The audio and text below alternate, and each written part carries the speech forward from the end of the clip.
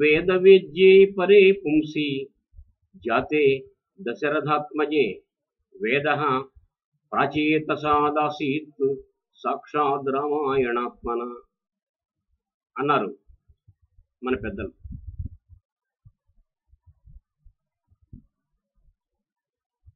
వేదవేద్యుడైనటువంటి ఆ పరమ పురుషుడు దశరథుని కుమారుడైన రామునిగా అవతరించగా వేదం సాక్షాత్తు వాల్మీకి మహర్షి లేఖిని నుండి రామాయణంగా అవతరించిందని ఆ మాటలోని సారాంశం. ఇది 100కి 100 పాళ్ళు నిజమని నిరూపించారు శ్రీ విశ్వనాథ సత్యనారాయణ గారు తమ రామాయణ కల్పవృక్షంలో. వారి రామాయణ కల్పవృక్షం వేదతత్వ ప్రతిపాదకం. ఆయన తమ రామాయణంలో రాముణ్ణి సంబోధించవలసి వచ్చినప్పుడల్లా ప్రభువు అనేటువంటి పదాన్నే ఎక్కువగా ఉపయోగించారు. దీన్ని బట్టి వారి దృష్టిలో రాముడు ఆ పరతత్వమేనని మనం తెలుసుకోవచ్చు. అప్పుడే పుట్టినటువంటి రాముణ్ణి వర్ణిస్తూ వడ్లగింజములంతటి స్వామి అంటారు. ఇది వింటే నీవార శోకవత్తన్వి అనేటువంటి శృతివాక్యం గుర్తు రాకమానదు. అలాగే నీళ్లలో చిందులాడుతున్నటువంటి రాముణ్ణి కౌసల్య మృదుగా మందలిస్తూ, తండ్రి నారాయణ ఏమి మీ పనియటంచేకారి కౌసల్య రత్నానూనంబగు పయ్యదంతుడుచు యత్నానూన సాధ్యున్ శిశున్ అని రాముణ్ణి నారాయణ అనే పదంతో సంబోధించారు. ఇది కేవలం సాభిప్రాయ విశేషణమే కాకుండా పరతత్వద్యోతకం కూడా అని మనం భావించవచ్చు. ఇక రాముడు అరణ్యాల్లో సంచరిస్తూ అహల్య రాతిగా పడి ఉన్నటువంటి ప్రదేశానికి వస్తున్నాడు. ఆయన చేరువకు రాగానే ఆ రాయి క్రమక్రమంగా స్త్రీ స్వరూపం ధరించింది. విశ్వనాథ వారు ఆ ఘట్టాన్ని చాలా మనోహరంగా సహజ రమణీయంగా వర్ణించారు. ఆ వర్ణనతో పాటు ఎన్నో తాత్విక విషయాల్ని వారు పొందుపరిచారు. తత్వం తెలిస్తే కానీ వారి వర్ణనలో ఉండేటువంటి సహజత్వం, సౌకుమార్యం మనకు బోధపడదు. వైదిక మత ప్రకారం ఆత్మ నుంచి ఆకాశం పుట్టింది, ఆకాశం నుంచి వాయువు పుట్టింది, వాయువు నుంచి అగ్ని పుట్టింది, అగ్ని నుంచి నీరు పుట్టింది, నీటి నుంచి భూమి పుట్టింది, భూమి నుంచి మొక్కలు పుట్టాయి. అవి ఆహారంగా మారి భుజించినప్పుడు వీర్యంగా మారి స్త్రీలో ప్రవేశించి పురుషుడిగా జన్మించడం జరుగుతుంది. అందుకే అన్నాత్ పురుష అంటారు. ఇది వైదికపరమైనటువంటి సృష్టి క్రమం.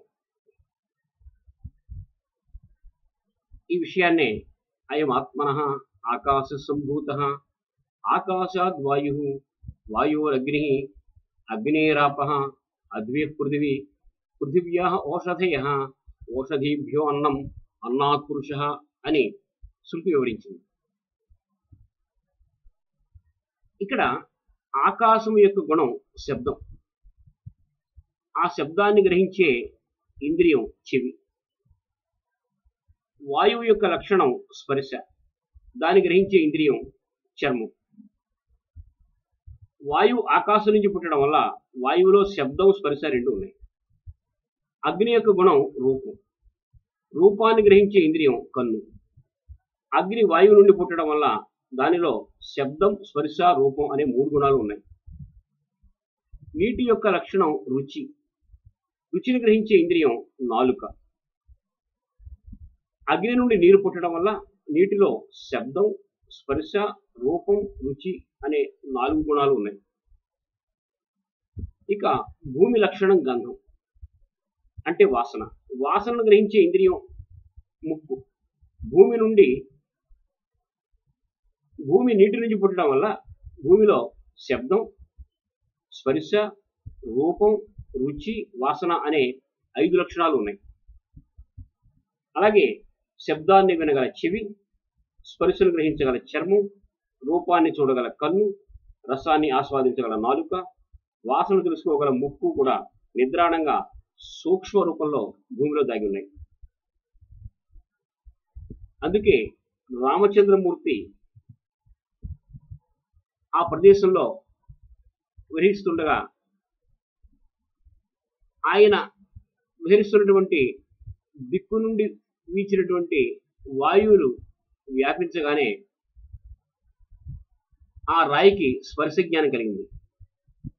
ఆ విషయాన్ని విశ్వనాథ వారు ప్రభుమేని పైగాలి పై వచ్చినంతనే పాషాణమొకటికి స్పర్శ వచ్చే అని వర్ణించారు. ఆయన మరికొంత సమీపానికి వచ్చాడు. ఆయన కాలి సవ్వడి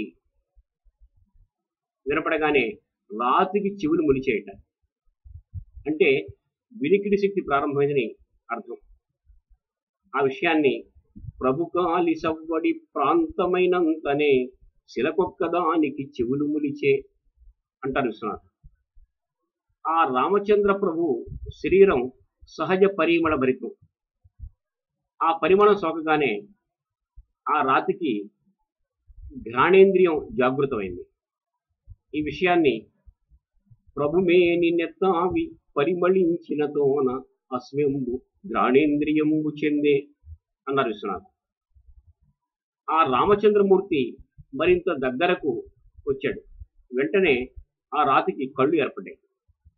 ఈ విషయాన్ని ప్రభునీల రత్న తోరణ మంజులాంగంబు కనవచ్చి రాతికి కనులు కలిగే అని వర్ణించారు విశ్వనాథ సత్యనారాయణ గారు.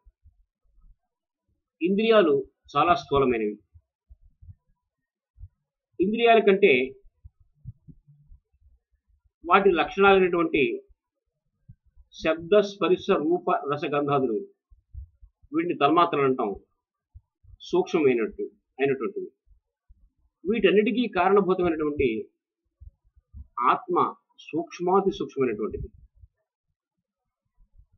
రామచంద్రమూర్తి చాలా దగ్గరకు వచ్చి ఆతిథ్యం స్వీకరించగానే రాయిగానున్న ఆమె హృదయంలో ఉపనిషత్తులన్నీ రామచంద్రమూర్తిగా దర్శనమిచ్చేయట.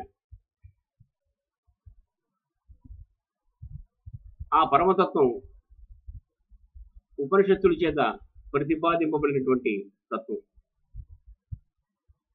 అందుకే వేదైశ్చ సర్వైరహమేవ వేద్యః వేదాంతకృత్ వేద విదేవచాహం అని భగవద్గీతలో కృష్ణుడు స్వయంగా పేర్కొన్నాడు. ఉపనిషత్తులన్నీ సాక్షాత్తుగా భగవతత్వాన్ని తెలియజేస్తున్నాయి. నా అవేదవిన్ మనుతీతం బృహంతం అని ఉపనిషత్తులన్నీ వేదవేత్త కానటువంటి వాడు పరమతత్వాన్ని తెలుసుకోలేడు అని ఖచ్చితంగా నొక్కి చెప్పాయి. తంత్వౌపనిషదం పురుషం పృచ్ఛామి అని పరమతత్వం యొక్క ఉపనిషత్ ప్రతిపాద్యత్వాన్ని తెలియజేస్తున్నాయి. కాబట్టి వేద సారాంశాలైన ఉపనిషత్తులన్నీ ముక్తకంఠంగా ఆ పరమతత్వాన్ని ఉపదేశిస్తున్నాయి. ఇంతటి మహత్తరమైనటువంటి వేదార్థాన్ని వివరించినటువంటి ఆ విశ్వనాథ సత్యనారాయణ గారి ఆ పద్యాన్ని మరొకసారి ఆస్వాదించండి. ప్రభుమేనిపై గాలిపై వచ్చినంతనే పాషాణమొకటికి స్పర్శ వచ్చే, ప్రభుకాలి సవ్వడి ప్రాంతమైనంతనే శిలకొక్కదానికి చెవులు మొలిచే, ప్రభుమేని నెత్తావి పరిమళించిన తోన అస్మెంబు ఘ్రాణేంద్రియంబు చెందే, ప్రభు నీలరత్న తోరణ మంజులాంగంబు కనవచ్చి రాతికి కనులు కలిగే, ఆ ప్రభుండు వచ్చి ఆతిథ్యమును స్వీకరించినంత హృదయ ఉపల వీధి ఉపనిషద్వితానములికి శ్రీరామభద్రాభిరామమూర్తి ఎగుచుతోచే. ఇటువంటి మహత్తరమైనటువంటి వేదార్థ ప్రతిపాదకమైనటువంటి రామాయణాన్ని రచించినటువంటి విశ్వనాథ సత్యనారాయణ గారు కారణజన్ములు. అటువంటి ఆ మహాకవి తెలుగువాడు అవడం, తెలుగువారు చేసుకున్నటువంటి అనేక జన్మల సుకృతం అని చెప్పక తప్పదు.